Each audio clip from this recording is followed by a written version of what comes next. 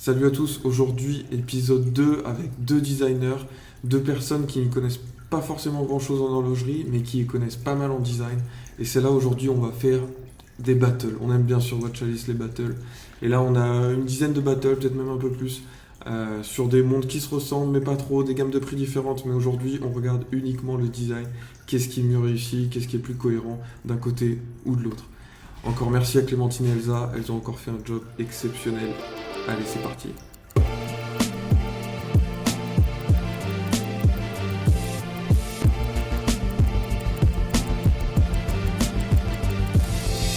Là, il y en a une montre que je connais, c'est la Royal Oak d'Audemars Piguet, que je trouve plus belle que la Tissot, parce que plus de parti pris, design.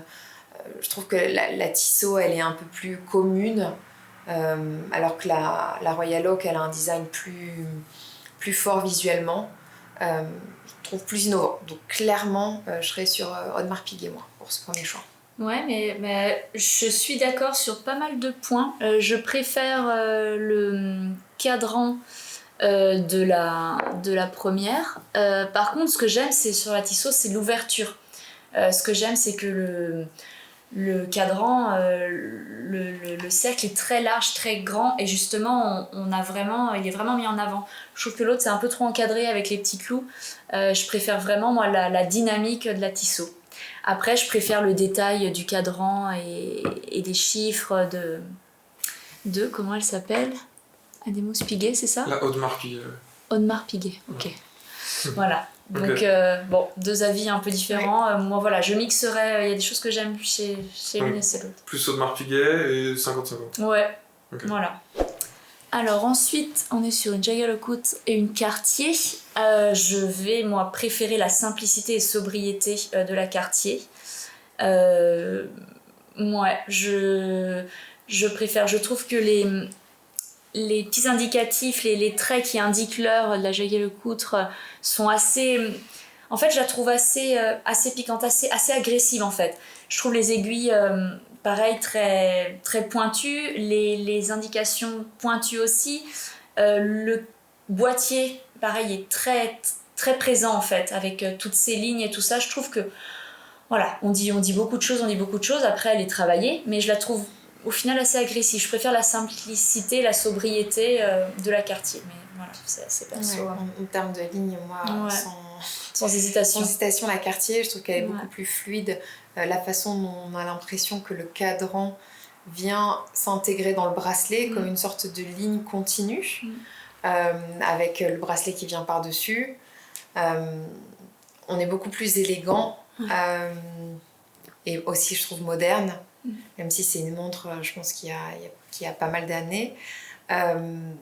Mais ouais, sans hésitation, la Cartier. Je la trouve plus iconique. Ouais.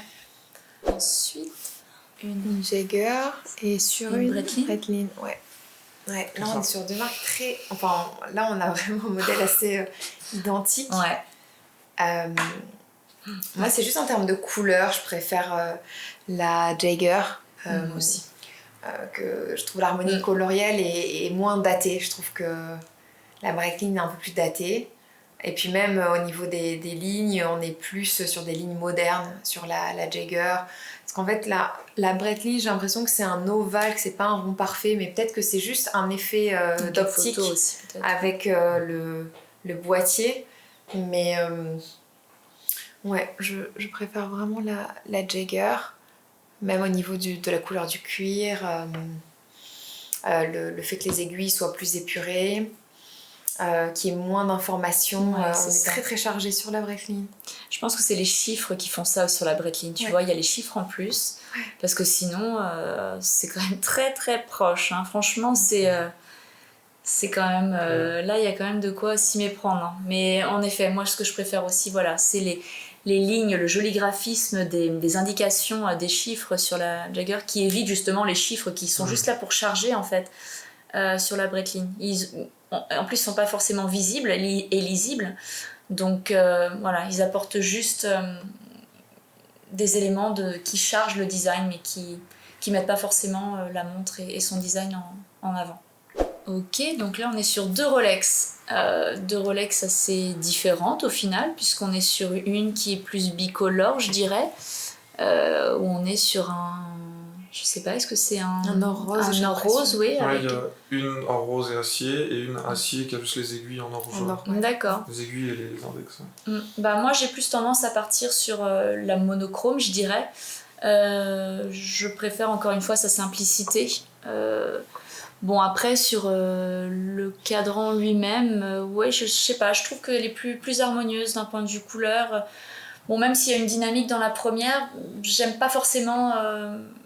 Je trouve qu'il y a trop de rose justement autour, tout le long du bracelet. Je trouve que c'est un peu too much. Le chiffre aussi de la date qui est un peu grossier. Je préfère la simplicité de la deuxième, que ce soit les couleurs, le boîtier aussi qui est assez simple dans ses lignes. Là, sur la première, sur la rose, on a plein de petites stries. Après, pareil, sur le rose du bracelet, c'est pareil, c'est plus de la mosaïque, on est plus sur différents petits éléments. Voilà, je préfère la simplicité des formes de la deuxième, pour ma part. Moi, pour le coup, j'aurais du mal à choisir. Je serais vraiment sur l'égalité, enfin, D'accord. l'égalité des deux, parce qu'on n'est pas sur les mêmes univers, donc... La montre de gauche pourrait être intéressante pour un cocktail, la montre de droite pour tous les jours. Je trouve que c'est assez bien, enfin les deux sont vraiment intéressantes. Celle de droite, en effet, elle a une harmonie très douce.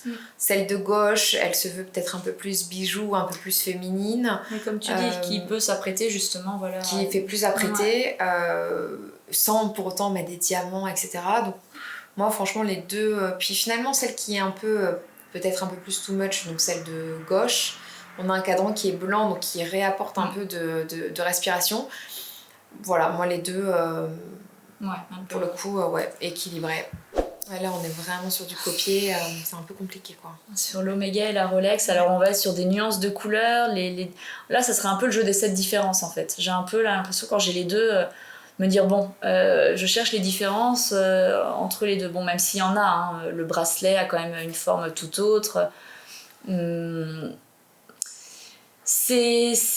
je vais préférer l'Oméga. Je vais préférer l'Oméga pour le graphisme de ses chiffres, que je trouve un peu plus moderne, même s'ils sont un peu plus gros. Je trouve que la couleur aussi, je préfère ce vert un peu plus grisé, un peu plus foncé.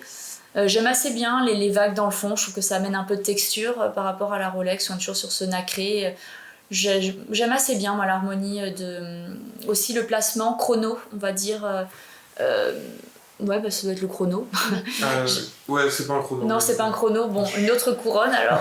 J'aime assez exactement. bien en fait le placement qui fait assez sport. Je trouve qu'on est dans du sport, mais du sport chic, hein, du sport élégant. Et justement il y a quand même des codes, voilà, du sport avec le chrono, les aiguilles qui ont vraiment une perspective, qui donnent vraiment une direction, le fait qu'elles soient justement effilées. Ouais, je préfère la dynamique de l'Oméga. Après c'est aussi des univers de marque, je pense. Ouais, je trouve qu'elle est plus... je sais pas, elle est mieux calée en termes de design. La Rolex, je la trouve un peu grossière. Ouais. Le bracelet de l'Oméga est plus travaillé, la liaison entre bracelet et cadran aussi, il y a des lignes comme ça de structure. Il y a une meilleure, je sais pas, organisation sur, je trouve, la Oméga. Par contre, j'aime bien la flèche de la Rolex, donc la flèche qui fait le 12, enfin le midi, minuit, que je trouve, le triangle, que je trouve plus intéressant. Ouais, je serais aussi sur la Oméga. Ouais. On est sur deux modèles quand même assez différents. Ouais, alors là, oui. Je trouve que c'est plus une question après de goût que vraiment... Tout à fait. Moi, j'aime bien la Patek Philippe, pardon. Elle est élégante, elle est fine. Non, elle est vraiment jolie. Après, je sais pas si... Je crois que ce que j'aime pas trop dans le modèle à droite, c'est vraiment le bracelet en vieux cuir marron. Je trouve un peu vraiment daté, quoi. Peut-être qu'il y aurait un autre bracelet, un bracelet noir, je serais plus confortable avec ça.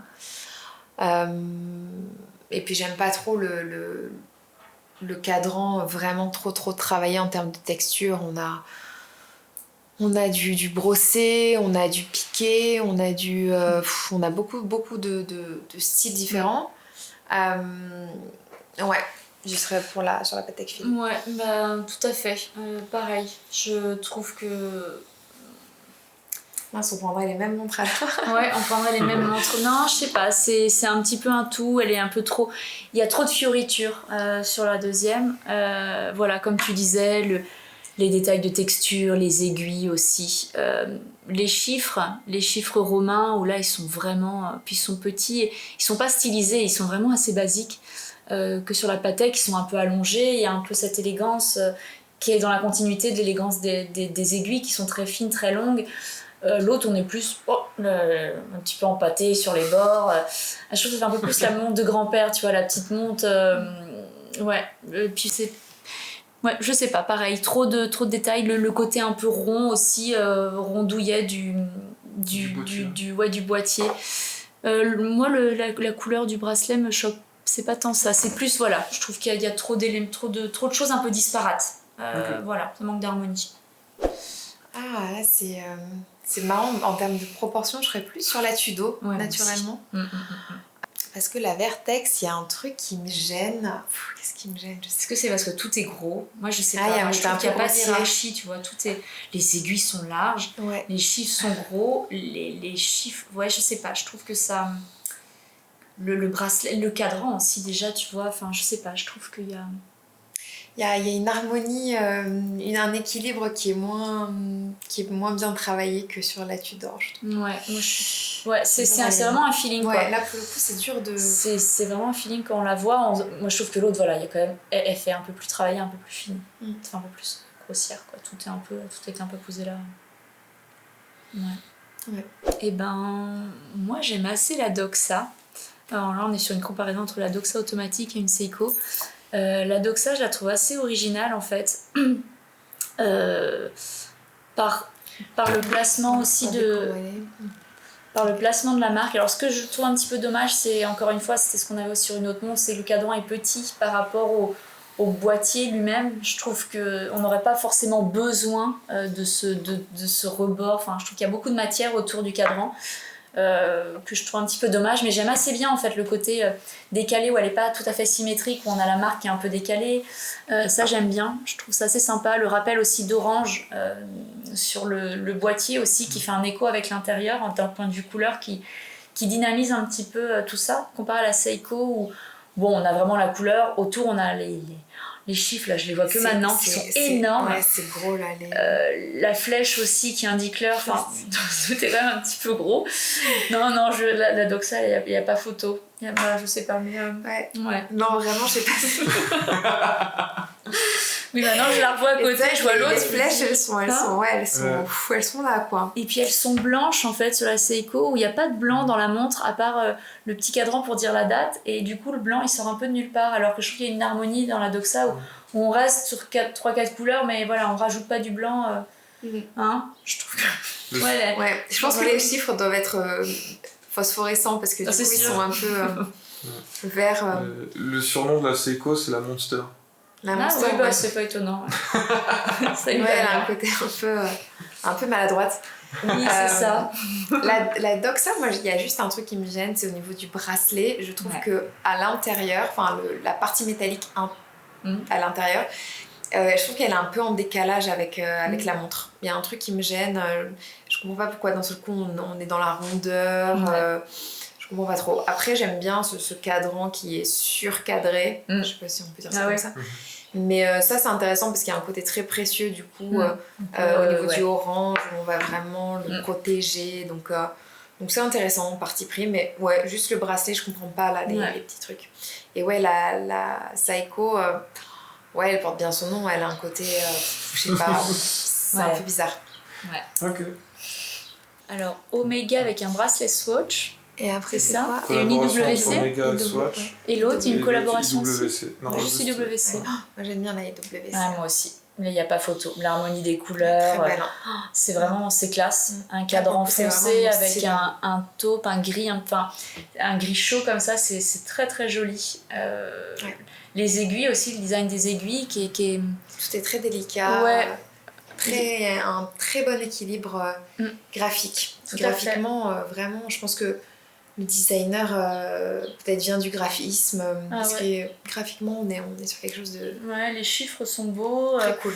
c'est bien équilibré, les petits cadrans à l'intérieur sont là, mais sans être non plus trop forts, comparé à l'Omega où ils sont noirs, paf, ça fait 2 yeux sur la montre, enfin, on est vraiment dans quelque chose beaucoup plus harmonieux. Bon, après, on Ce que sent je la comprends pas, c'est les couronnes, après, pourquoi est-ce qu'elles sont dans un autre métal? Je trouve que on dirait que c'est vrai que c'est sorti dommage. du contexte, mais tout le reste est vraiment Ouais, non, elle est sympa. très jolie. Bon, après, on voit l'intention d'Omega avec Swatch, avec ce bracelet, elle rappelle un peu plus sportwear et tout ça. Je comprends l'intention, mais voilà, si Avec on peut la comparer. planète, il y a une sorte de planète. Oui, ça fait un bas. peu Saturne là. Ouais, Sur en la fait, note on est Saturne. on est sur la Lune là. Enfin, j'ai l'impression qu'on est sur un truc. Parce qu'en termes de background, on est sur. On est sur une Omega qui se veut plus explorateur, je dirais, avec ce bracelet plus. Un peu plus sport, un peu plus Swatch, un peu plus. Mais là, si on est en comparaison. J'aime pas les couleurs, moi j'aime pas l'harmonie colorielle. Non, mais si on est en comparaison, voilà, je crois que là, il n'y a pas photo sur vraiment une harmonie, et même les matières, et les deux, et l'univers. Ouais. Et puis même, tu vois, même le Swatch avec l'Omega, quand tu vois le logo Swatch en haut, que tu vois peut-être du coup un petit peu quand tu l'as sur ta montre, qui matche pas forcément avec l'univers Omega. On n'est pas tous sur les mêmes typos. Il y en a une, on est sur des bas de case, l'autre on est sur des uppercase. Enfin, on est sur des capitales et des minuscules. On est sur 2 univers complètement différents et tout ça. Et je trouve qu'il y a une confrontation des logos. J'aurais, pour le coup, le bracelet, la signature Swatch, je l'aurais peut-être pas placée là, pour que justement on garde ce cadran, cet univers un petit peu Omega, mais qu'on apporte juste le côté sport par la texture et la forme et la matière de Swatch, mais pour le coup, j'aurais un peu plus camouflé le logo Swatch, moi. Pour moi, c'est une collaboration. Enfin, 2 univers, presque il n'y en a aucun qui a voulu faire un compromis, et du coup, on est sur un. Chacun veut un peu montrer sa marque. Ouais. Moi, je suis là quand même. Ouais, il y a un côté. C'est un peu. Il y a un clash. Voilà. Ouais, je trouve aussi. On n'est pas dans une collab, mais on est dans du non. placement produit presque. Ouais. Ah. C'est dur à choisir là. Pour moi, j'ai dû là peut-être un peu plus sur la gauche. Mais non, les deux sont là pour le coup. Je suis un peu sur de l'égalité, comme sur la Rolex. Peut-être un peu plus moderne sur la gauche, mais en même temps, j'aime bien le travail de la droite, qui est assez raffiné. Ouais, moi je suis plus sur la droite. Je trouve que y a des belles lignes. En fait, on a ce cadre et on a les 2 cadrans justement qui s'imbriquent, enfin les deux sous-cadrans qui s'imbriquent bien. Et justement avec cette petite aiguille à côté, alors je sais pas, c'est pour donner quelle information? Les deux ont une aiguille qui donne ce qui s'appelle la réserve de marge, c'est-à-dire un peu comme un réservoir d'essence, combien d'énergie reste à l'intérieur de la montre. Ok. D'accord, pour le coup je trouve ça, j'aime bien qu'on le voit, parce qu'il est plus marqué justement, alors je sais pas c'est quoi comme marque, c'est une Glashfoto. C'est 2 montres allemandes. D'accord, j'aime bien le fait que voilà, là on voit bien, on sait où on en est et on l'assume, alors que dans celle de gauche où c'est beaucoup plus discret, mais pour le coup tu vois on sait pas trop à quoi ça correspond, de quoi ça parle. Non, j'aime bien moi l'équilibre, l'organisation, et puis aussi le boîtier, je sais pas, je trouve que je le trouve fin, je sais pas, je trouve que le graphisme, tout, je trouve que je préfère la compo de la droite, moi. Moi, c'est plus le bleu-gris que je trouve un peu daté. Ah, je l'aime bien, moi, justement. Je l'aime bien, je trouve qu'il fait moins reflet, il fait moins shiny que celle de gauche, que je trouve justement plus... Alors moi, pour le coup, je trouve plus old school, le côté reflet, un peu à la Rolex, là. Ouais. Moi, je trouve qu'il y en a trop, parce qu'il y a celui du fond, il y a celui des 2 mini-cadrans. L'autre, je trouve que c'est plus tamisé. Enfin, voilà. Après, c'est perso, hein, c'est les goûts. Alors, ensuite... on est vachement différents. Alors, on est différents dans le produit, mais l'intention est un peu similaire. Celle de gauche est une montre avec Black Panther, le personnage de Marvel. Okay. Ah oui, je le vois maintenant, je le voyais pas. Celle de droite a été faite pour l'anniversaire de Godzilla. D'accord, alors... C'est plus subtil. Oui. Beaucoup plus subtil. On voit un peu le bracelet, je pense. Le bracelet fait très peau Godzilla. Mais ouais, on est sur deux parties pris design. On est sur le premier qui est très illustratif, qui est vraiment pour les fans, et le deuxième qui est beaucoup plus subtil dans l'approche, qui est beaucoup moins premier degré. Après, franchement, j'ai du mal à me positionner sur l'une ou sur l'autre. Non, ces deux expressions, en effet, comme tu dis, il y en a un où ils sont vraiment allés dans le côté plus illustratif. Alors il y a quand même un travail, un travail de gravure. Un énorme travail de sculpture. Donc, et même dans le fond, je vois qu'il y a des petites facettes et tout ça. Non, c'est en effet, il y a du travail. Après, c'est deux interprétations. Voilà, comment on travaille une limited edition, une édition limitée. Peut-être pour deux targets différentes aussi. Vraiment, le fan qui va aimer l'univers Marvel pour justement ses personnages, qui veut voir le personnage, ou peut-être quelque chose de plus adolescent, je dirais un peu régressif, où on a pour le coup dans la deuxième plus de la subtilité par les matériaux, le choix des couleurs, ce côté un peu mystérieux aussi du rouge. C'est vraiment deux interprétations, deux façons de faire, comme tu dis, premier degré et peut-être plus deuxième, troisième degré, plus subtil. Donc les deux se défendent, c'est pas les mêmes targets, on ne parle pas au même public, on n'est pas sur... Moi je serais peut-être plus sur la subtilité moi aussi. Donc pas l'égalité au final. Non, pas d'égalité, parce qu'après c'est un choix. Mais après c'est peut-être... Et l'univers. Moi, à mon âge, je serais plus sur le côté subtil. Peut-être que moi, en tant que fan, j'en sais rien, à 18 ans, j'aurais été plus sur le côté illustratif. C'est plus des moments de vie un peu différents. Tout à fait. Voilà. Tout à fait. Ah là, par contre, peut-être plus la gauche. Ouais, peut-être plus la gauche que je trouve mieux balancée, je sais pas pourquoi. Je trouve qu'il y a un équilibre de... Je suis pas très fan de ce genre de typo, mais je trouve qu'il y a quand même un vrai univers. On a un boîtier qui est intéressant en termes de texture. J'aime bien l'idée du cuir assez lisse et du fond foncé. Il y a un bon équilibre sur cette montre, alors que la droite, j'ai du mal à comprendre l'intérêt de design. Enfin, j'ai un peu plus de mal à comprendre où il veut en venir, où le design veut en venir. Il y a une espèce de changement de taille, de typo, où on est sur le 12 le plus gros et ensuite le 16, le 7 le plus petit. Les aiguilles, c'est intéressant, il y a quelque chose de très aquatique, ou même ça peut faire penser à un oiseau, au bec d'oiseau, au bec d'oiseau, au vol d'un oiseau. Mais il y a un truc que j'ai du mal à saisir. Est-ce que c'est un truc qui est assez pour la navigation? Je sais pas. Donc je serais plus sur la gauche.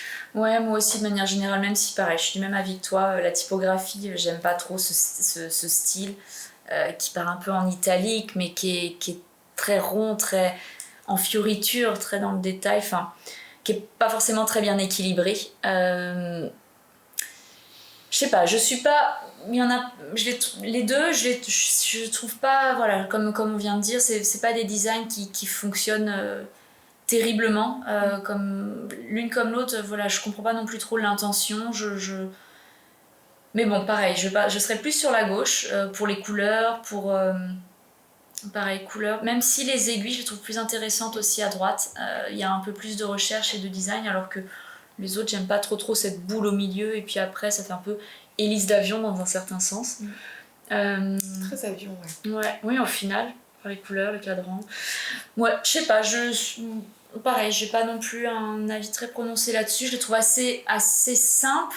Il y a une tentative de design, mais c'est pas assez poussé, je dirais. Tu vois, que ce soit par le graphisme ou par les aiguilles, il y a un truc il manque de personnalité. La personnalité, elle est pas assez tranchée en fait. Il y a eu des tentatives, mais c'est pas harmonieux. On sent pas un parti pris. Ouais, on sent pas un parti pris. Il y a des aiguilles qui partent dans un sens, mais les chiffres, je sais pas. Je pense qu'on est un peu du même avis là-dessus. Mais t'es plus à gauche aussi quand même? Plus aussi à gauche, ouais. Ok. Oui, si je devais en mettre une demain. Pour info, celle de droite coûte entre 100 et 150 fois le prix de celle de gauche. Ok. Pourquoi pas? Moi, je la mettrai quand même pas. Ouais. Là, il y a un gros travail de mécanisme, de visibilité de la technologie derrière. C'est assez impressionnant de voir toutes les étapes. Cette transparence est très très belle. Vraiment, les deux sont intéressantes. J'aime bien la partie pris de la Saiko qui est vraiment en full transparence. Donc on n'a aucun compromis, alors que celle de droite, on a l'impression presque qu'ils ont fait le job à moitié, en ayant cette fermeture au niveau du cadran, mais en même temps c'est beaucoup plus lisible. Mais je pense que je partirais quand même sur la Saiko, quitte à y aller franchement, enfin vraiment quoi. Elle a un côté assez animal, hein, je sais pas, il y a un truc... Ouais, c'est peut-être la texture des peut-être les bracelets arts, aussi. ou je sais pas, il y a un truc un peu... Ouais, la texture du bracelet, même les lignes.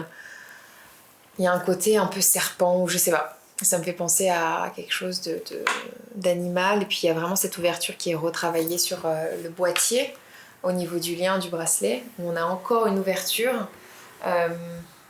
Ouais, c'est une très belle montre. Très très belle montre. L'autre est très bien aussi, hein, mais on est sur quelque chose de peut-être un peu plus élégant, un peu moins futuriste. Ouais, même dans la visibilité du mécanisme, on voit plus de courbes, plus de petits alambics, plus d'art nouveau, je dirais.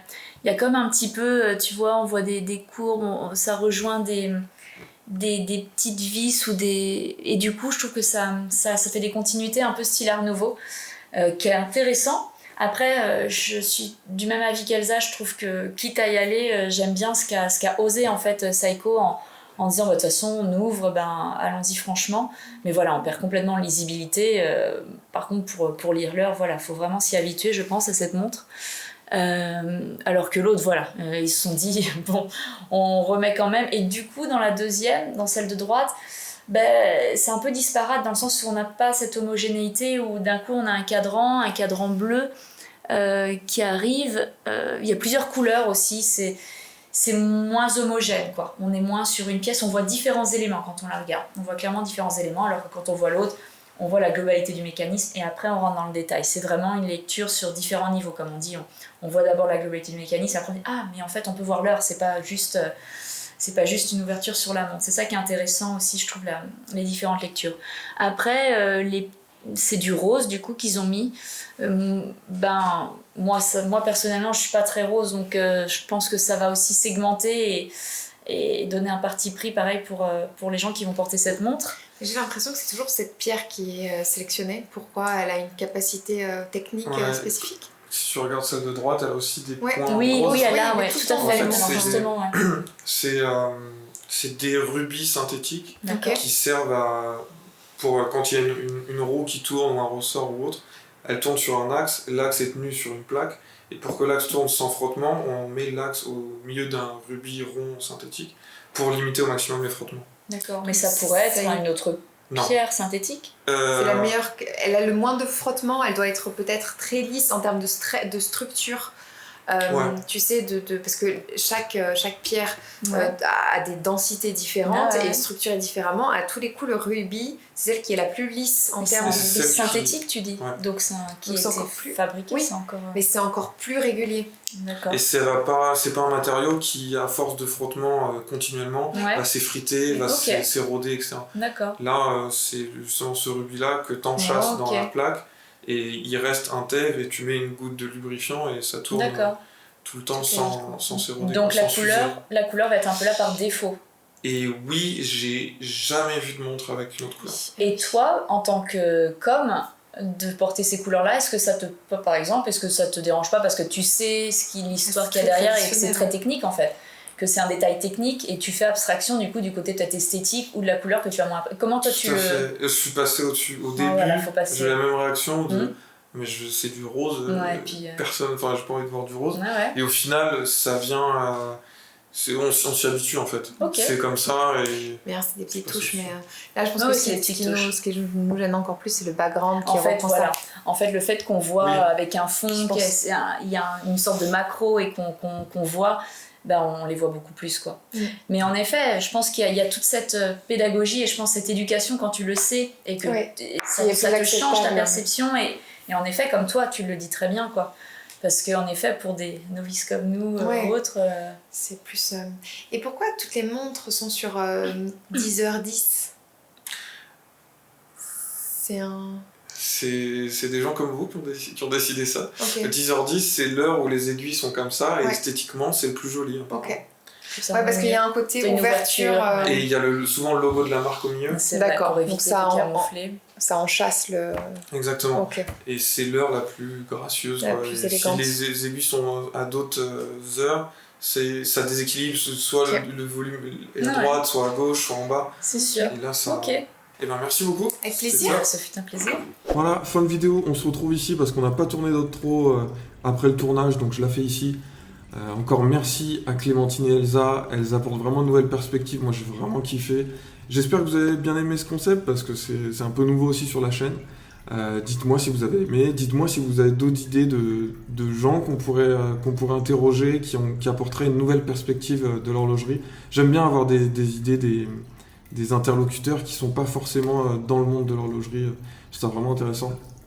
Donc voilà, dites-moi si ça vous a plu. Moi, en tout cas, j'ai vraiment bien aimé le battle Baltic FP Jour. Il restera pépite celui-là. Il restera gravé dans les annales. Vraiment intéressant. Sur ce, abonnez-vous. Surtout pour avoir les notifs sur les prochaines vidéos, parce que je suis pas sûr que la prochaine sorte exactement dans une semaine. Les prochaines semaines seront un peu compliquées niveau agenda, pas sûr que j'ai accès à un logiciel de montage. Donc voilà, les prochaines vidéos, prochaines semaines, pas sûr qu'il y ait une vidéo par semaine. Donc abonnez-vous, vous aurez les notifs. Sur ce, encore merci à Clémentine et Elsa, et à la semaine prochaine. Ou non, pas sûr en fait. À la prochaine. Ciao.